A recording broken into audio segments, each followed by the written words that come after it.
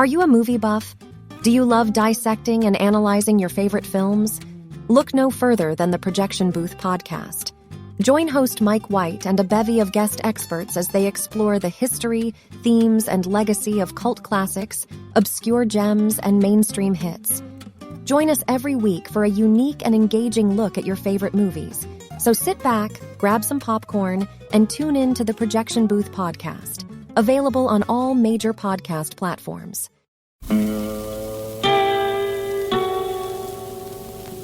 Hello, filthy movie lovers. My name is Gentry Austin. And I'm Casey Scott. And we're the hosts of the Sin Syndicate, film podcast for something weirdos, anti-criterion bros, and Joseph Sarno aficionados. Join us semi-weekly as we peer into the adults-only theaters and sticky-floored cinemas of the golden age of sexploitation, when the morals were loose, the laws were murky, and the intercourse was all simulated. Find us now on the Someone's Favorite Productions podcast network.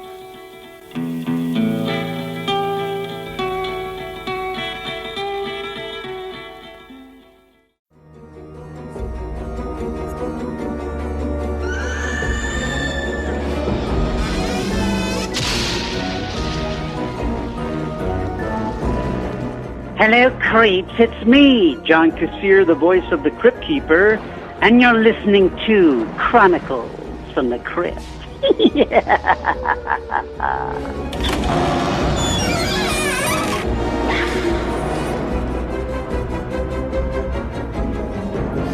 Hello there, I'm Casualty Chris. And this is Father Malone. We're the hosts of Chronicles from the Crypt, a twice-a-month look at the horror anthology series Tales from the Crypt that aired from 1989 to 1996. Now, on each of our podcasts, we do 2 episodes of Tales from the Crypt, except for today, which they gave us an uneven number of episodes this season, season 5. So instead, we're just doing 1, really. But in between seasons, we tend to do bonus episodes about Tales ephemera, and we've certainly got one of those on deck. We sure do. So like Father Malone said, we're going to talk about the final episode of season 5, Till Death Do We Part, and then we're going to do a little season wrap-up, because again, this season had an uneven number of episodes, and then we're going to transition right into this kind of wrap-up bonus episode. We're going to talk about 1996's Bordello of Blood.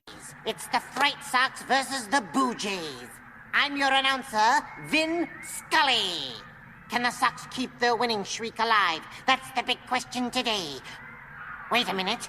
Looks like there's going to be a pitching change. The Jays are bringing in their right-hander. And while they do that, we'll take another look at the defense. We have Ooze on first, Guts on second, and tonight's Terror-Tail on third.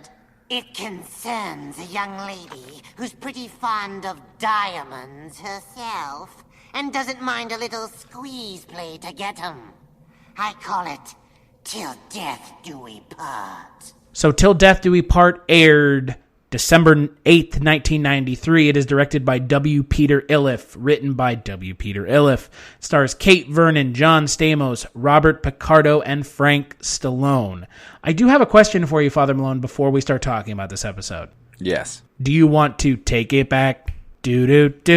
That's the only thing I can think of when I think of fucking Frank Stallone. Is Rocky 2. Or is that 2 or 3? I think it was 3. Where they're sitting around a trash can singing a song. Frank Stallone's claim to fame. Well, no, he also had his big song was for the film Stayin' Alive, the sequel to Saturday Night Fever that Sylvester Stallone directed. That Far From Over, that was a big song at the time. That to me is actually more of his claim to fame. I think his claim to fame now is just being a right-wing moron. Well, and there are enough of those in Hollywood to fill a bucket. Looking at you, Robert Davi. But yeah, Frank Stallone singing around a trash can. That's for me, that's what I know him from.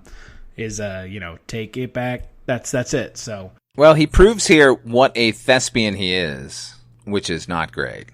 He is not a thespian. No, not at all. Yeah, this episode. Well, here's the thing.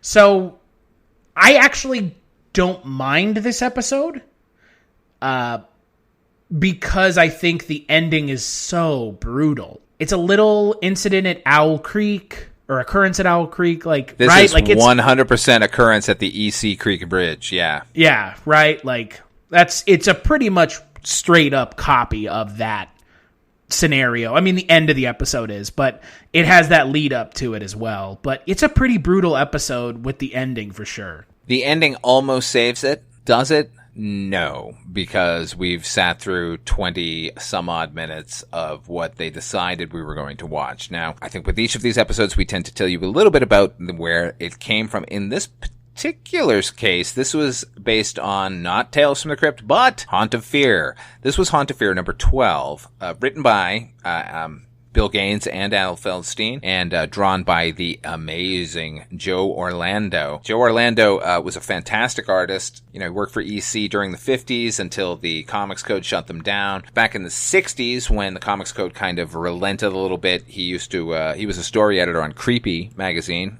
which was a fantastic sort of follow-up to Tales. He eventually became the vice president, actually, of DC Comics. So, Joe Orlando, if you want to, I do suggest you go back and read this particular comic because the drawings are spectacular. Joe Orlando is a fantastic artist. The story in the comics deviates pretty wildly from what we ended up getting. What we have here in the episode is a mafia story with a female sort of mafia don played by Eileen Brennan, and her paramour is scheming against her with a cocktail waitress to get to her safe. Let's talk about the paramour. It's John Stamos. Peak John Stamos, right? Like, this is peak John Stamos. This is as good as he was going to get. In my opinion, I think, I don't know, most women think men get better with age, and I think they probably like him more now. But for me, he's gotten worse because he's a terrible performer. Well, I'm not talking about his attractiveness, because I mean, again, I think you're right in the latter. But yeah, with the former, like, he's not a great actor. And that's fine. You don't have to be. Like, sometimes you don't have to be a great actor. You just have to be a good enough actor. Absolutely. If you can hit your marks and say your lines and not embarrass yourself, then hey, you made it as an actor. But I do want to reiterate that in the comic book, the story that we get is two guys robbing a safe. They've plotted out when the night watchman is going to show up, and it's just this tense thing between these two guys trying to get the safe open before they get discovered by the night watchman. They get the safe open. They get them this like $30,000 or something. The night watchman shows up inexplicably. They ended up clubbing him to death. They go on the run.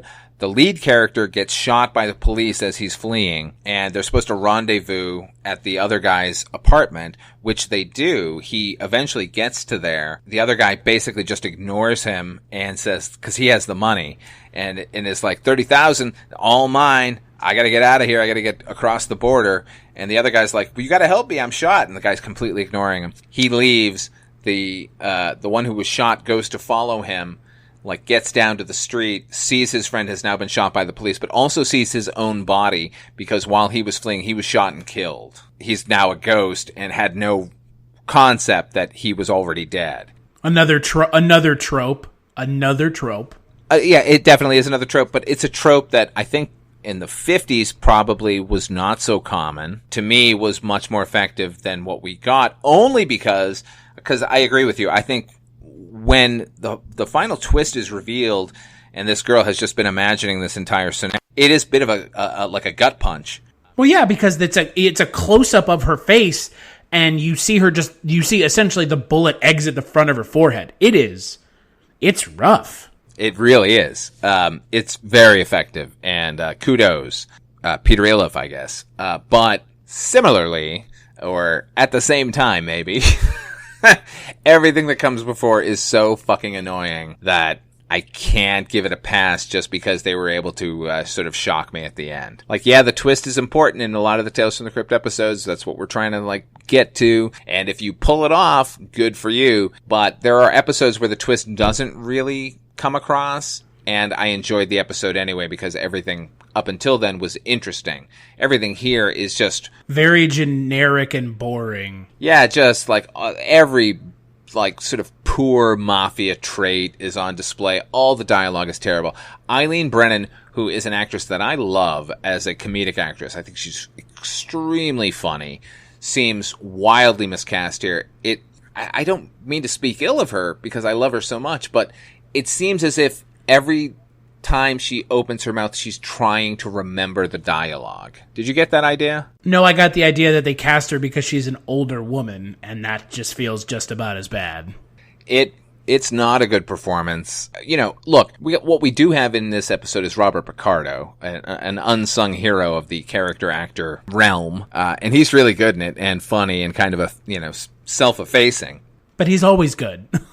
Robert Picardo is good. Shocking, said no one, right? You can go watch him, slathered in makeup as Meg Mucklebones in Ridley Scott's Legend for, literally 3 minutes and enjoy yourself more than having to sit through this fucking thing. Or as a security guard in the superior Gremlins film, Gremlins 2, The New Batch. Absolutely. He's great as that security there. You know, look, he's in, The Burbs. He's in The Burbs. He's one of the garbage men with Dick Miller for 10 seconds. And he's fucking hilarious in that. Like, literally any other venue that he showed up in to perform, I would recommend over this episode. Well, and there's a reason his character on Voyager is so well remembered.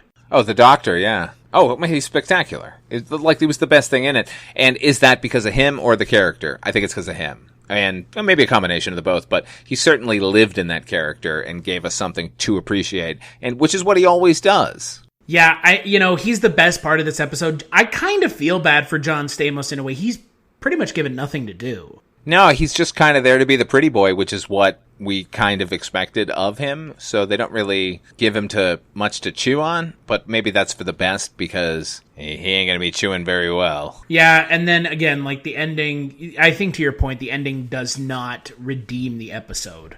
It just doesn't. It doesn't, and it can't. Because the episode is just so trope heavy with these generic mobster kind of set pieces that who cares? And then, once we're into the fantasy element of it, where they come back to grab all of the money from the mafia-controlled hideout, the sort of, subliterate John Woo bullshit we get. Because, at the time, this is 93, there was nothing more interesting or pervasive than John Woo gunfights. So they tried to give us that, except it is so poorly staged and was just so ridiculous. The entire time I'm going, oh, so now she's a gunfighter, this fucking cocktail waitress? Yeah, it's really bad. It pays off a little bit in that, when she's dressing down Eileen Brennan with all of this sort of stagey bullshit, tit for tat kind of dialogue. At the time I'm watching, I'm just oh my God, really? And now she's going to say this because it was said to her, and now she's going to do this because it was done to her. And she does all of that, and it makes a little more sense once you realize that this is her about to die, and she's fantasizing it. But it doesn't make it any less skillful. Yeah. Again, and I do feel bad for some of the people in this episode because it, to your point, it feels like they've been given nothing to do. Yeah, I mean... And then they're asked to do ridiculous nonsense at the end. And, other than the twist that we get at the end, why is this even a Tales from the Crypt episode, honestly? Another love triangle. Yeah, another love triangle, another just well, if the irony is bitter enough at the end, then it qualifies. Well, guess what? It doesn't. It wasn't even a Tales from the Crypt episode. This was a Haunt of Fear. I got to point out the other thing about this being adapted from Haunt of Fear. Now, this was from Haunt of Fear number 12, which also contained Dead Man's Chest and What's Cooking. And the other story filling it out was Poetic Justice, which we saw adapted for the original Tales from the Crypt film from the early 1970s. Which they never bothered to get around making. It's so kind of crazy that clearly this issue was sitting around the writer's room, and they decided to adapt everything out of it, except the only one that would have been, ranking in the greatness of something like The Man Who Was Death. Well, two of the four stories in that book are great. And you picked this one? God. Yeah, this is the one. There were no other issues available? Are you kidding? I don't know. Somebody just wanted to do a fucking mafia-themed one, and this fit the bill. But the funny thing about that is, going back and reading the original comic, it bears no basis in mafia tropes at all. It's just two cat burglars attempting to crack a safe. This is what you sort of slathered on top of it, all of this sort of, by then even, tired instances of what the mafia is supposed to be. It's just throw in this love triangle-y thing.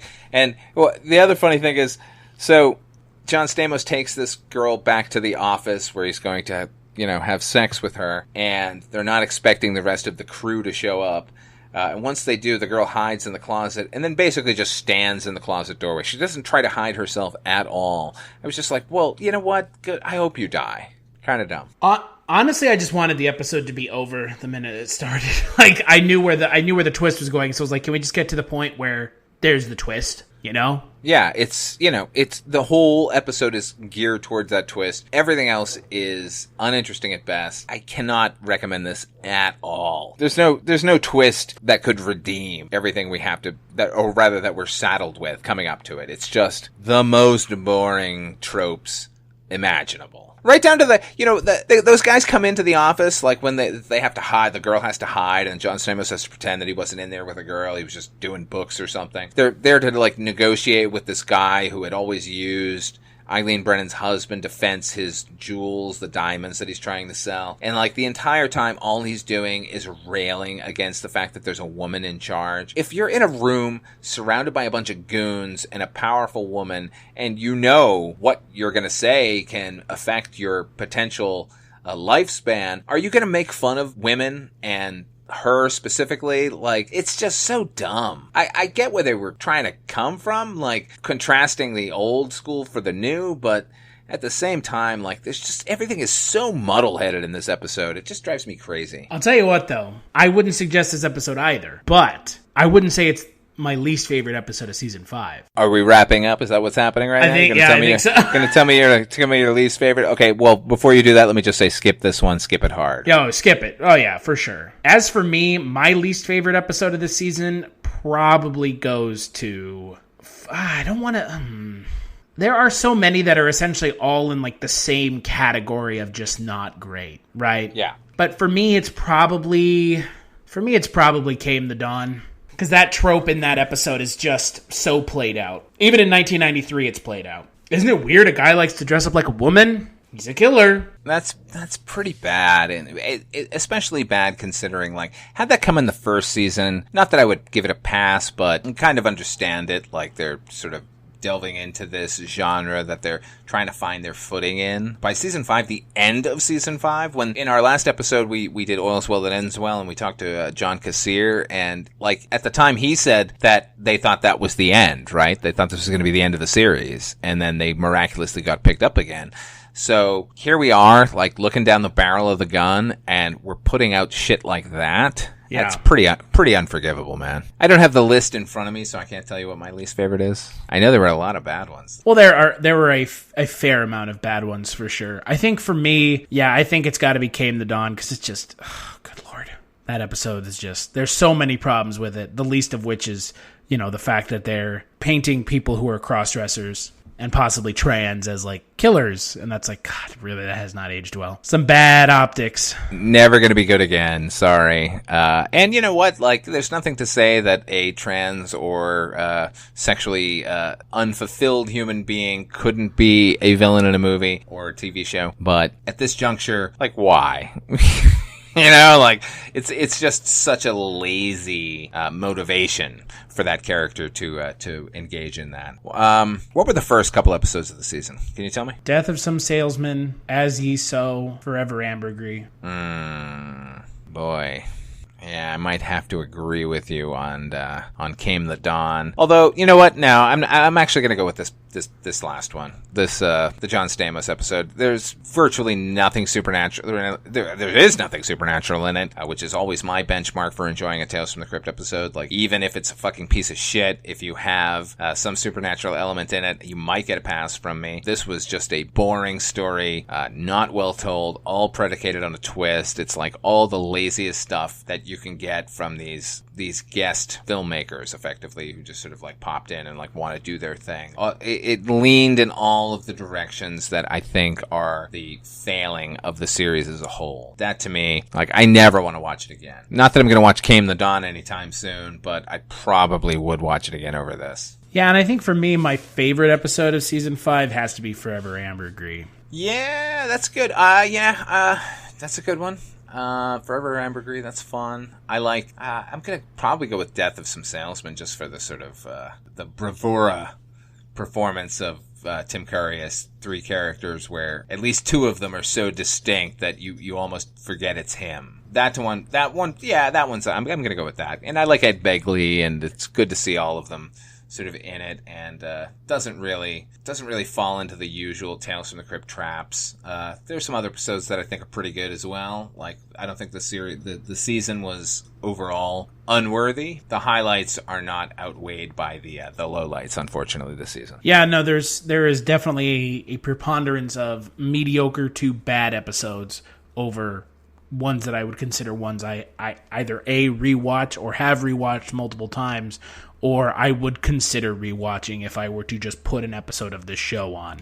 It's fair. But I think I think it's time we talk about Bordello of Blood. Oh my God, an instant bonus, folks. You're privy to a great awakening.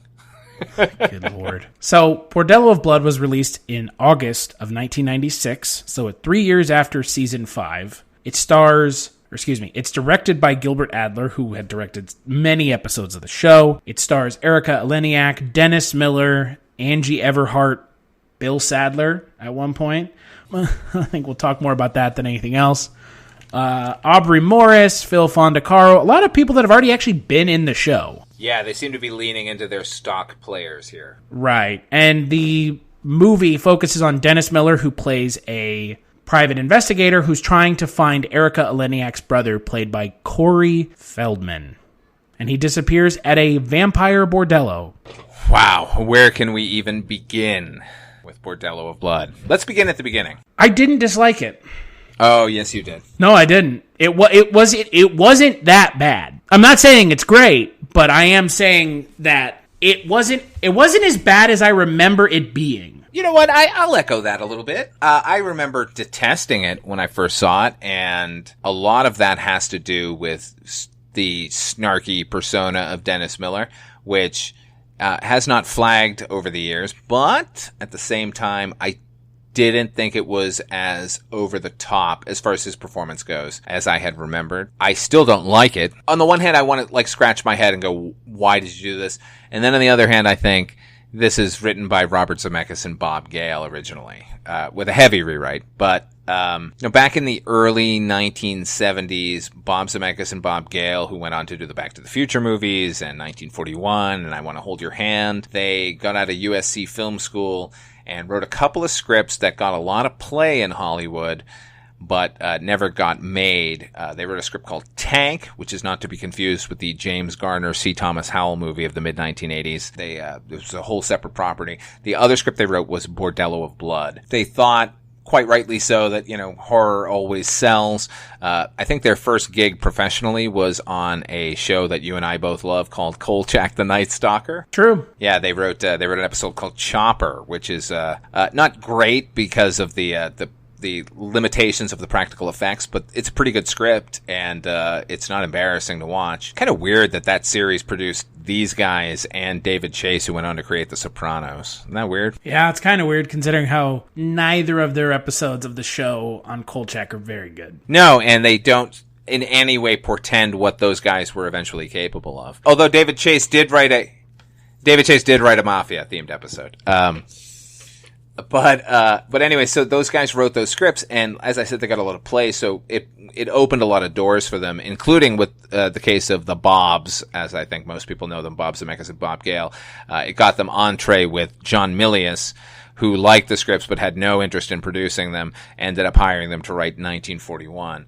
So this is one of those scripts that just kicked around forever, and nobody knew what to do with it, or if they wanted to do anything with it, and I think at this point, Robert Zemeckis being one of the main progenitors of this series and one of the stewards of the ship, it seemed natural.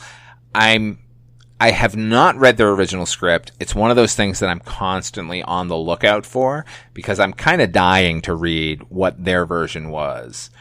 Because the version we get is so self-referential and winking and precious in a way that it kind of drives me crazy. The casting doesn't help here, with Angie Everhart as Lilith, the sort of female protagonist. She's not good. And whoever thought to cast Dennis Miller as kind of a lead, It's funny because Dennis Miller plays the private eye character hired by Erika Eleniak to find her brother.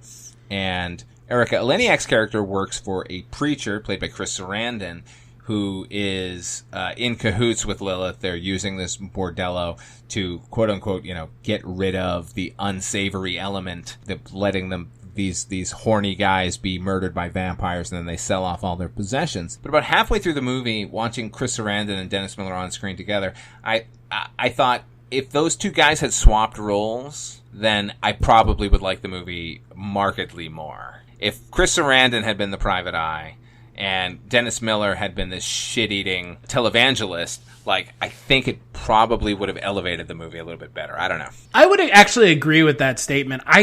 I mean, look, I obviously looked up IMDb before I watched it. I hadn't seen this movie in, a couple years. Probably 8, 9 years. When did the movie come out? 96? 96. So I was 6 years old. That is the last time I saw the movie in the theaters. Okay, so it's been even longer for you. Yeah, I hadn't seen it since probably the last time I watched Tales from the Crypt all the way through. And I forgot Chris Sarandon was even in this movie. Honest to God. Right? I saw his name in the credits and I was like, oh, well, that's interesting. That should be good. And he doesn't disappoint. He's good. No, he's one of the better parts of the movie.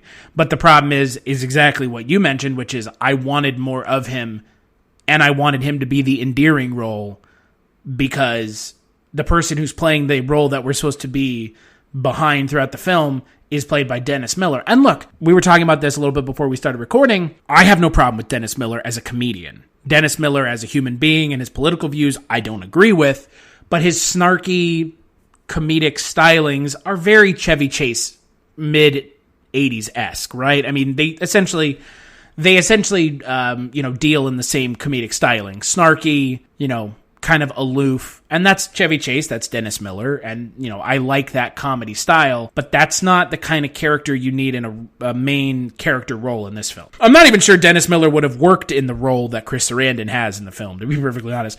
I do think Dennis Miller is miscast completely.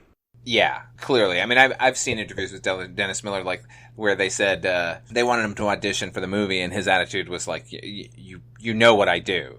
You either hire me or don't. You know my shtick. Yeah, that's true, and I don't disagree with you. I think he is the inheritor of Chevy Chase's 70s kind of ironic and ultimately self-serving kind of persona. There's no surprise that Dennis Miller came to stardom in that same role on Saturday Night Live doing the news. And I thought he was wildly effective when he was doing it. I was a big fan. And some of his early stand-up I really like as well. Widely considered to be the best host of Weekend Update. And I would agree. Oh, he's 100 times better than Chevy Chase. He got it. In a way that Chevy did not. Chevy was just sort of doing a role and then realized that he was getting the most attention for that role, whereas Dennis Miller actually seemed to be really interested in skewering news stories, which is what you need from an anchor on Saturday Night Live. Does that translate to an actor? No, not at all. And it certainly doesn't translate to a film where there are really no likable characters, honestly, in this film. The Dennis Miller character is the one that we're pinning our hopes on, that we're going to be on his side, because even the Erika Eleniak character, who is the sort of the virginal female lead, she's part and parcel with the sort of religioso element of the film. So I can't get behind her, even though she turns in a pretty good performance. I honestly thought Erika Eleniak was also miscast. I think almost everybody in this film is miscast. I still enjoyed this film because it's kind of a entertaining train wreck, but I would go on record and say the only person who's well cast in this film is William Sadler. That's it for me. William Sadler is pretty much the best part of this movie, and he's in the wraparounds. Yeah, he's in the wraparound of it. Yeah, as the Mummy, and doing a really good Boris Karloff. I can't disagree again. The parts where he's on screen are electric. I don't know. I like Chris Sarandon. Like I said, I thought he's doing a pretty good job here. He's just not. It's not a big enough role to matter. Is the problem? Right. And I honestly didn't even dislike Corey Feldman's performance. Like, he's supposed to be an annoying dickhead, and like, there's Corey Feldman for you. So it's not like he's miscast necessarily. It's just there's a little too much of him, and it also I didn't think there was enough. It feels a little bit like with his performance that he saw Paul Rubens' performance in Buffy the Vampire Slayer and was just aping that. That sort of like wild, over-the-top kind of thing that works so well because Paul Rubens is a fucking seasoned comedian and Corey Feldman is just a fucking lame child actor. God damn, you're just burning every bridge on this podcast. Burn them all. Burn them all. He's not good. He's really annoying. He's a terrible performer. Not to say that the stuff he did when he was a kid wasn't interesting, but then there's a difference between sort of child performing where precociousness is in your favor, like as a kid, and it makes us relate as adults to those kids more. But like once they become adults, like, that's a hard transition to sort of mount, and it always feels like he's just reaching. Like, he just wants to be loved. Like, it's the level of desperation that you get from a lot of child actors, which he has in spades. I don't know. I don't know. There's so much dumb in this movie. Let me say some things that I liked. We didn't mention Angie Everhart because I think she's just... Oh, she's garbage. Oh, she is... I have not seen her in anything else, and I would like to keep it that way. If you are intended to be the Billy Zane of this film... Yeah, then you need to get a Billy Zane. Exactly. Thank you for saying it for me. I left a pause just for you so you can say it for me, because you need someone who's charismatic and understands what needs to go into a lead villain in a comedy horror film, and she played it straight the entire time. It is an underwritten role, and in a case like that, you need somebody who's so charismatic that you don't care. And she just does not have the chops. She's a model, and she comes off as a model here. It's so funny that, like, this movie came out, a script that had been kicking around forever, came out the same year as another script with effectively the exact same plot, which had also been kicking around for at least a little while, and that was From Dusk Till Dawn. But with From Dusk Till Dawn, you have a completely underwritten lead female villain in Satanica Pandemonium, played by Salma Hayek, and she's... Oh, come on. You're not going to give it the Cheech Marin. Satanico Pandemonium! Oh, man. But, look, I mean, just look at the dichotomy there of Angie Everhart versus Salma Hayek. Imagine if Salma Hayek was in this role, we would not be complaining right now. No, I agree. I think, you have Angie Everhart on screen across from three actors sometimes, Dennis Miller, Chris Sarandon, Erica Eleniak, three people who I have already said were miscast, and she is just completely outclassed. It's like embarrassingly so. Yeah, if Dennis Miller is acting circles around you, then you're just not an actor. He's not an actor. I think even he would cop to that. Like, he just is who he is. He's just doing his thing. He's a comedian. I don't think of Dennis Miller as an actor. I think of him as a comedian. Right, but that doesn't mean that there aren't comedians out there who aren't good actors. No, but he, in my mind, never made the transition to actor. Not in a substantive way. It was just a gig to him, and clearly, I'm sure you read what I read. Apparently, he was a miserable human being to be around on set. So, he was taping his show at the time, so his schedule was sort of regimented, so they were always kind of working around him. But he would do bullshit like, and this always drives me crazy when I hear actors do this, where they want their coverage first so they can just leave and like expect all the other actors to be there and do the scene with them so that they can give a good performance. And then it's just like, oh, now the script supervisor will stand here and read my part. You don't need me. Bye. Like, such a fucking selfish bullshit thing to do. Yeah, I mean, I get it. But, also at the same time, to his point, like, if he's so busy, he should never have taken the role. Yeah. Like, what are you doing? Right? Like, yeah, exactly. Like, he's skeptical from the get-go, and yet at the same time is willing to take a job that another sort of working, decent actor could have played. And if we had a decent actor in here, I might like the movie a little bit better. Unfortunately, we get him. Well, and again, let's contrast this with a film that we both had our, quibbles with, which is Demon Knight. And, the lead in Demon Knight was Bill Sadler. Yeah. And then you contrast it with this film, where it's the lead in this film is Dennis Miller. One of these things is not like the other. One of these things isn't even an actor. And you're asking them to be the lead of your film. I know a lot of times, because we tend to review 2 episodes per podcast, we end up maybe sometimes unfairly contrasting the two. I'm going to do that again here, is my point, which when you put this movie up against Demon Knight, which is a movie I don't like, honestly, but if you put them both in front of me and say, which are you going to watch? I'm going to watch Demon Knight. At least it takes itself seriously. At least, whatever world, no matter how poorly constructed it ended up, in my estimation, being, it wasn't for lack of trying. Here, it just seems like it's just a big old wink the entire time. It's if there's a lame joke that they can pander to, then they fucking go for it. Everything out of Angie Everhart's mouth is just sort of some lame pun. We didn't even talk about the fact that they essentially bury Demon Knight in this film. Yeah, they do, man. They're like, they take the key from that first film, which I thought at first was kind of neat that, we're getting a little bit of continuity from story to story, but, they don't do anything with it. They just sort of use it as a bit of a MacGuffin, and then they just destroy the MacGuffin. What should have happened, and I think that this would have been the way that this film honestly could have not only redeemed itself, but also made sense in the continuity that they were trying to set up and apparently just aborted, was at one point have Angie Everhart's character turn into Billy Zane. Yeah, or have Billy Zane show the fuck up and go, what are you guys doing? Yeah, exactly. You're incorrect. You're just running a bordello? You guys are thinking so small. Yeah, something like that, because if you're going to show that there's some continuity, why aren't you doing it completely? Don't half-ass it, because there's already so much of this film that's half-assed. Don't also include things from the previous film, destroy them, and half-ass it. They made such a big deal about that thing from the previous film. And to be fair, the thing I was thinking is maybe it's not the same thing from the previous film. Maybe it's just something that looks like it. Nope. I don't know.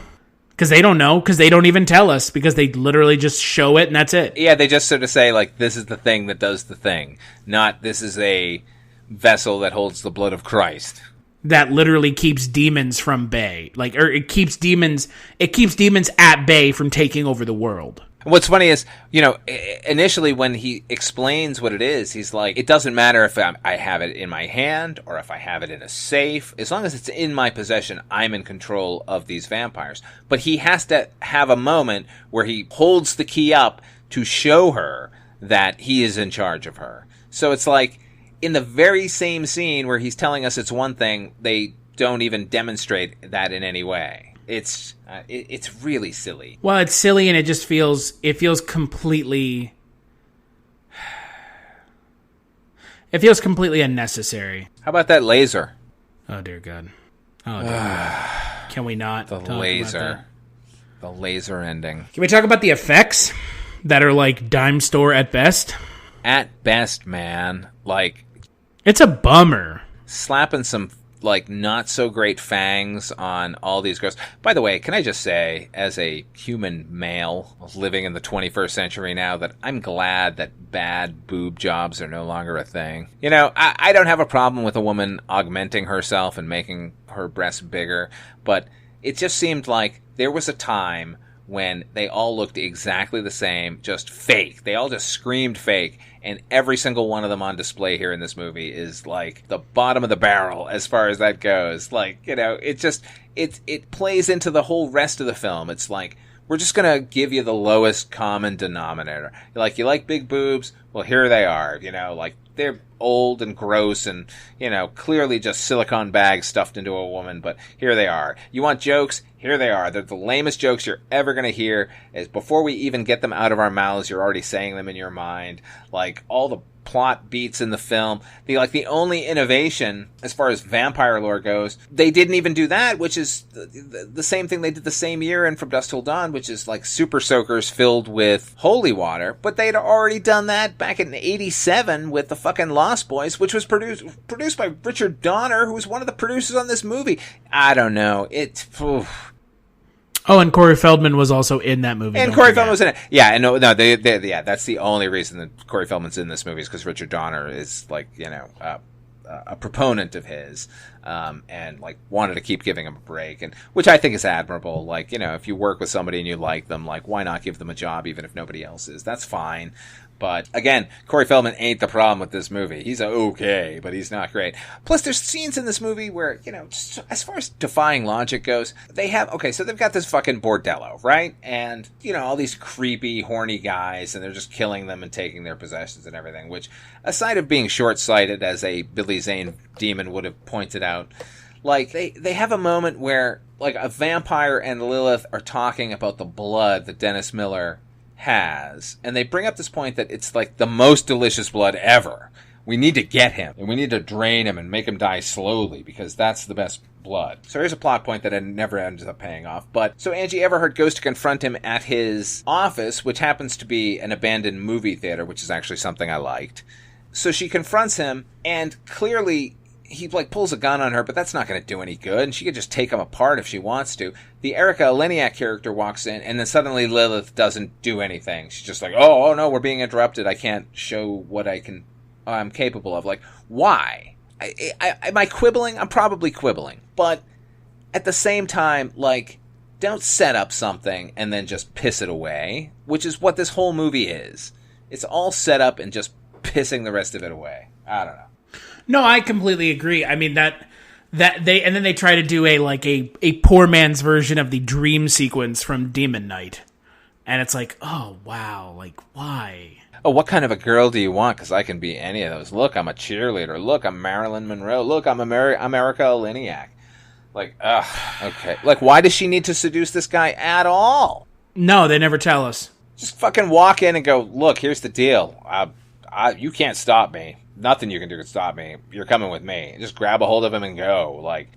I hate in movies where they set up the powers of a character and then ignore them later. Which is, by the way, why I like a film and this is completely off topic, but it goes straight to the point of something like this.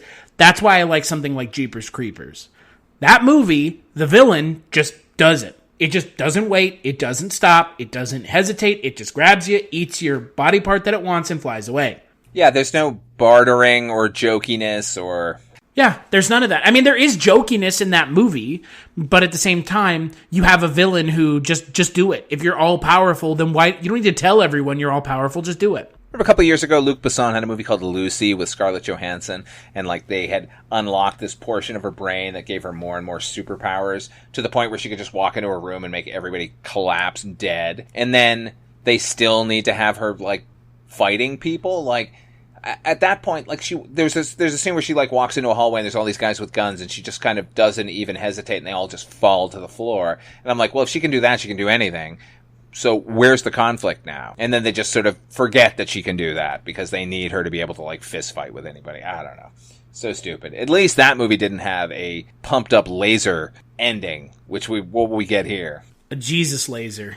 The Jesus laser. The laser that somehow automatically carves a cross into her, which separates her fucking heart into 4 pieces, which is what it needs to be, I guess, for no reason, because it's never explained, just nothing's explained in this movie. How about the pseudo Raiders of the Lost Ark opening of this movie with these fucking horrible stereotypes, aiding this guy, Well, and the thing is, you're not even led to believe that has any bearing on the film. No, that scene ends, and I'm just why did that happen? Shouldn't we just pick it up with Erica Eleniak and go into the bordello? And then we find out it does matter, which I think that's a big misstep on the film's part. I mean, the first film, Demon Knight, it had that kind of a cold open like Tales from the Crypt, and this one it has the opening and then the cold open it doesn't have a cold open because it has that opening scene and then you have the wraparound and then it goes into the actual movie. And it's wait, I don't what? So that is part of the movie then? Also confused. I honestly wonder, I'm going to do it. I'm going to track down the original Zemeckis Gale script because I'm curious where they began their movie. And, the other thing is, speaking of vampire movies, this also reminds me of a movie from the late 80s called Vamp with Chris Makepeace and Robert Russler and Grace Jones. It's 2 guys who are trying to find a stripper for some sort of bachelor party or, some fraternity party. Like, that's how they're going to get into the fraternity. So they go to a strip club to, like, recruit a vampire, and all of the strippers are vampires. It's like, it's the same thing. Like, how many times are we going to fall into this lazy hole of vampire strippers? Like, I don't know. This movie makes From Dusk Till Dawn look like a masterpiece to me, and, like, I find that movie middling at best. At least that movie has fucking good dialogue. I see. I really like From Dusk Till Dawn. I really do. I like From Dusk Till Dawn a lot. I mean, look, I know it has its problems, don't get me wrong, but I do like it. But yeah, you're completely right. Like, for all of its problems, good lord, this movie has, for every one problem with From Dusk Till Dawn, this movie has like 10. Like, it is rife with problems. I mean, either of those movies, Vamp or From Dusk Till Dawn, if you were to say we're going to watch a stripper vampire movie, this isn't the one I'm choosing. This one is bad. It's real bad. I will say, though, to the film's credit, if it was going for a Tales from the Crypt episode, it did nail that, maybe in unintended ways.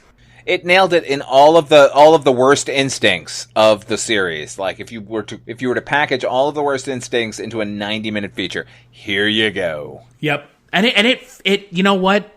It feels longer than 90 minutes. It really does. It just keeps going.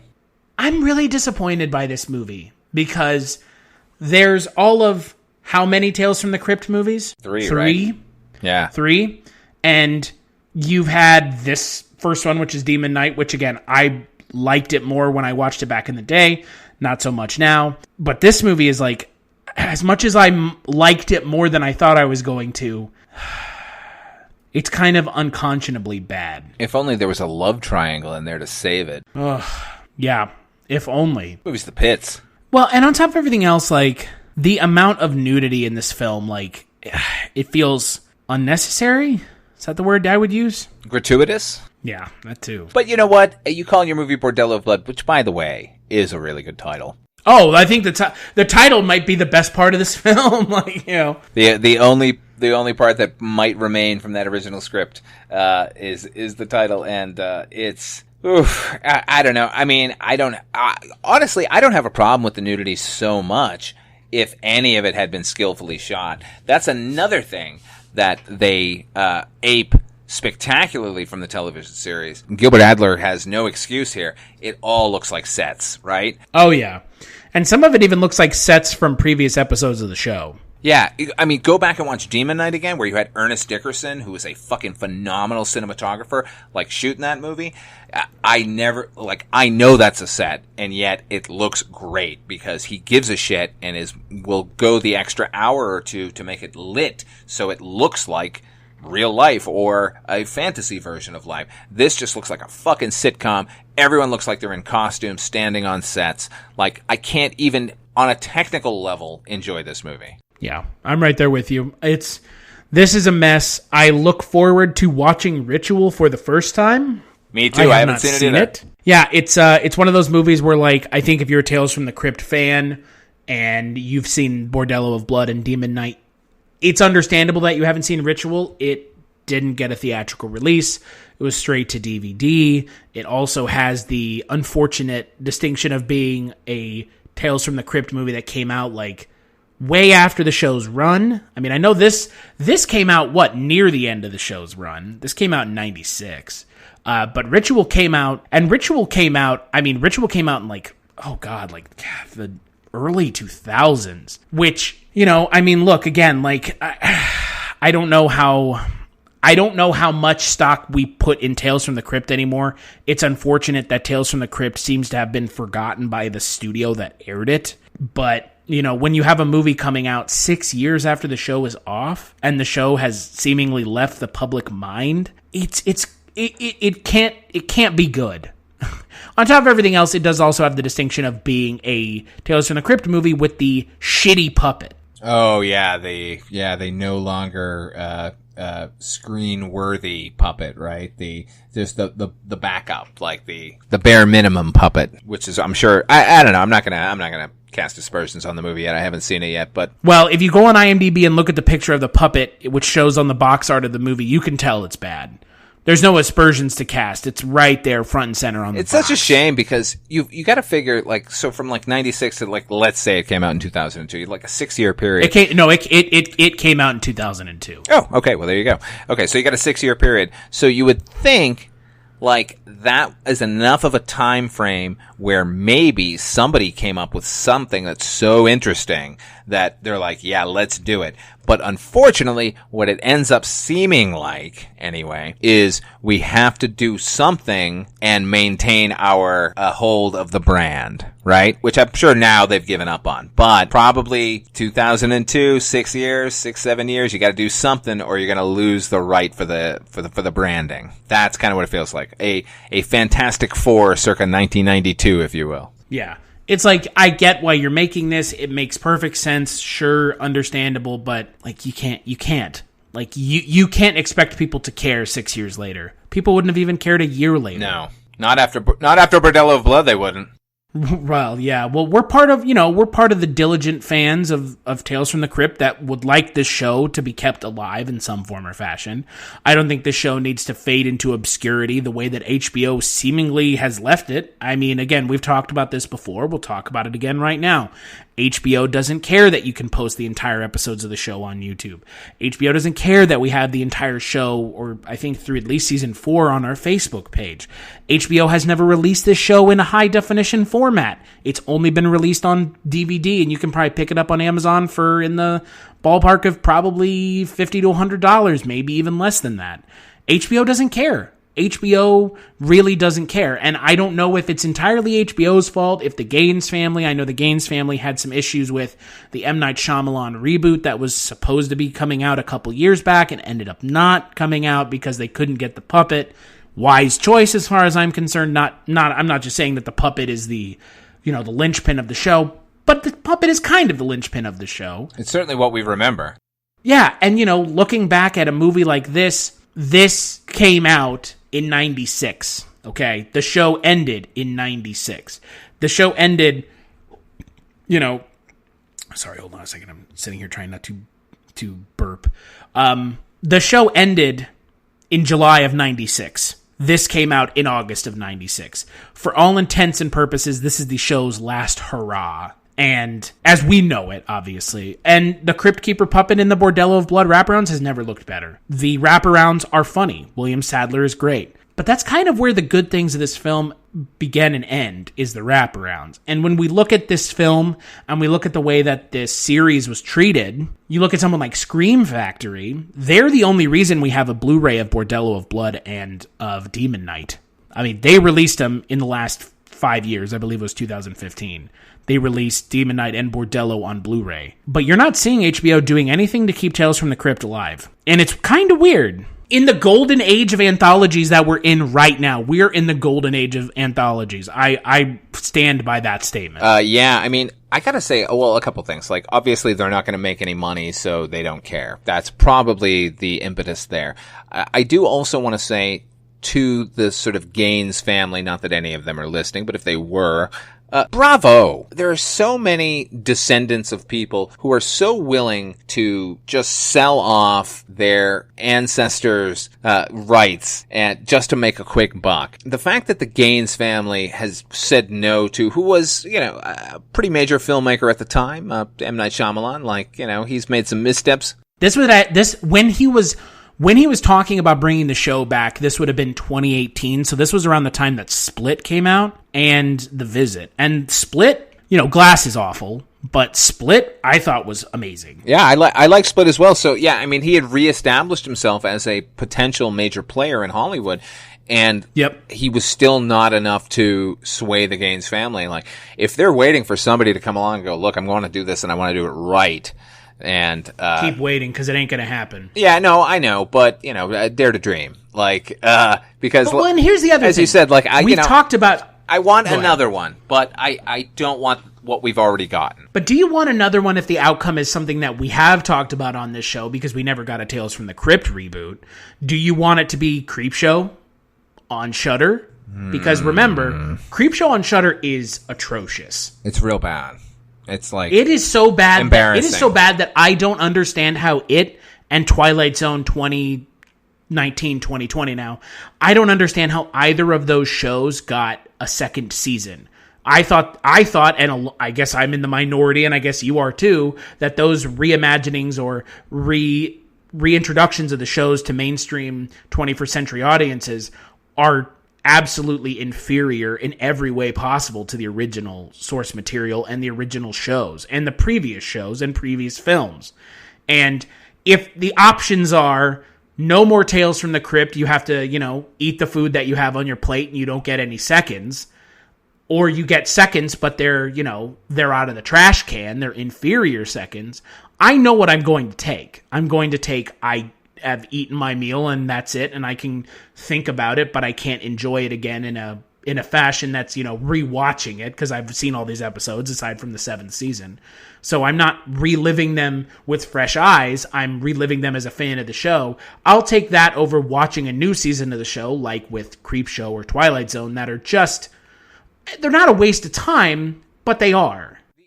Okay, yeah, I agree with you. Ultimately, I don't want to get an even more inferior product than some of what we even received during the initial run of the show. The only difference between something like the Creepshow redo or the Twilight Zone redo are that there are still a wealth of interesting, unadapted stories in the EC Comics canon that they could really use and revitalize and make better than what we've previously gotten.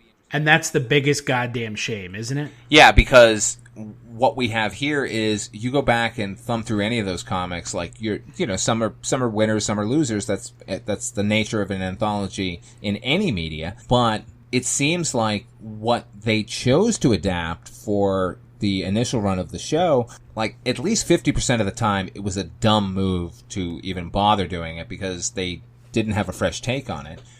And there are so many better stories that are still in there, and I know they're there because I've read the fucking comics. The fact is, as I mentioned in the previous episode we were doing, the Till Death Do We Part, that issue of the comic, The Haunt of Fear number 12, has Poetic Justice in it, which had previously adapted in a film. It is heartbreaking. It's really good.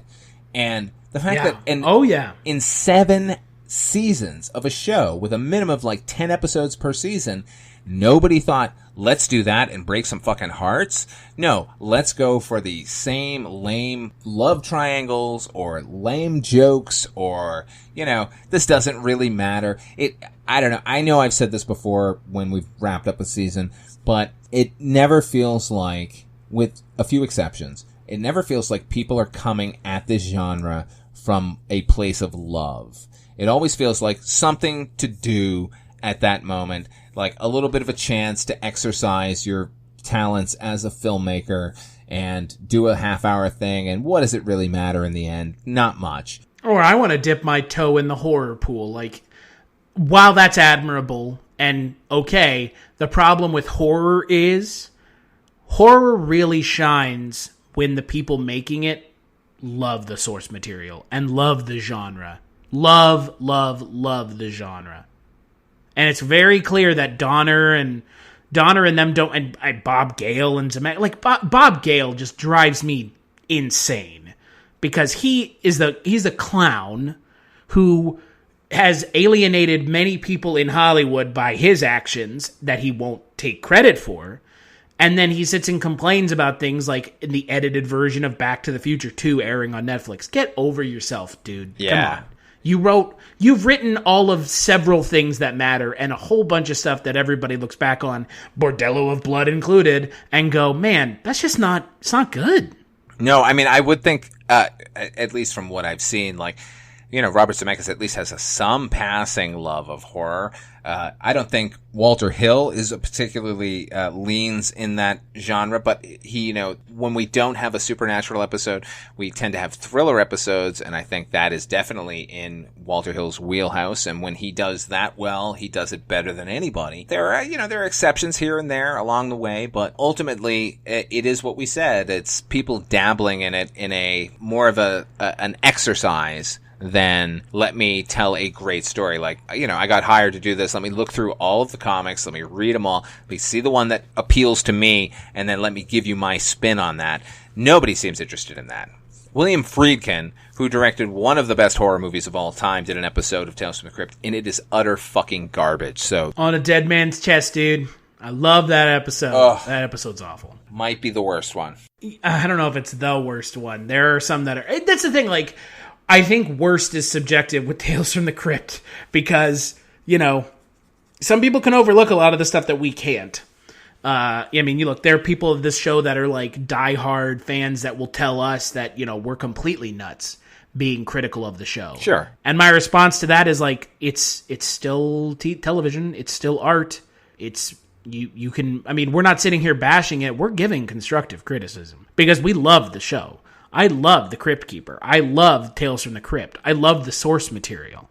There's a reason we talk about the fucking source material on each one of these episodes. Because we fucking love the source material and we love the show. And I love John Kassir. I think everything about him is, you know, yeah. It's just frustrating. Because, like we've said before, and it's even worse with something like Bordello of Blood. Boy, this feels phoned in. Like, phoned in and then some. Phoned in times 10.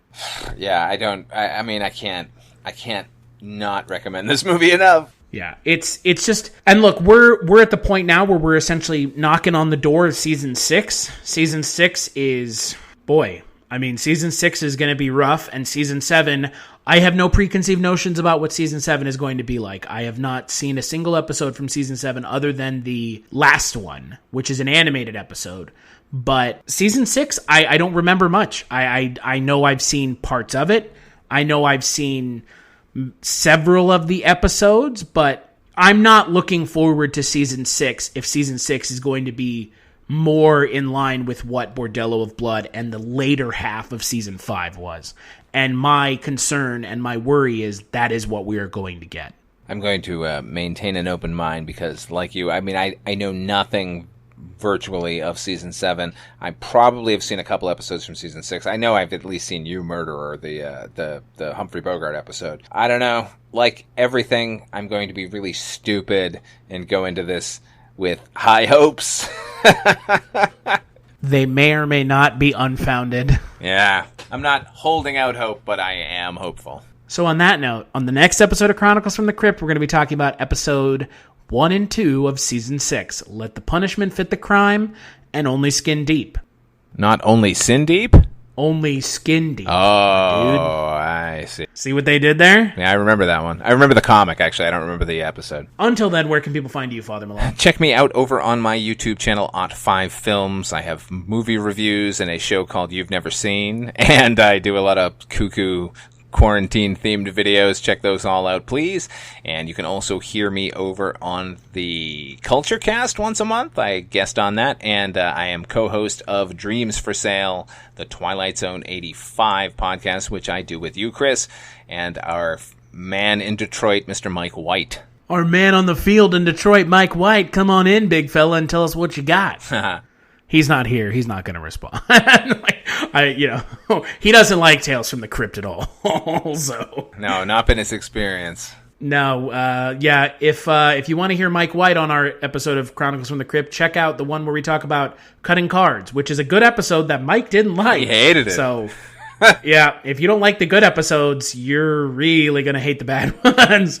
So, as for myself, Casualty_Chris on Twitter, Chronicles FTC on Twitter, chroniclesfromthecrypt.com. We are on iTunes and Google Play and Spotify, so give us a rating there. It would help us out a lot. We are the best Tales from the Crypt podcast out there. You know how I know that? John Kassir said so. I'm just kidding. He didn't say we're the best. This is not an opinion. No, that was implied. But we do have the intro from John Kassir, who I have to give a big thank you to because John Kassir is the fucking man. Make sure to check out the next episode.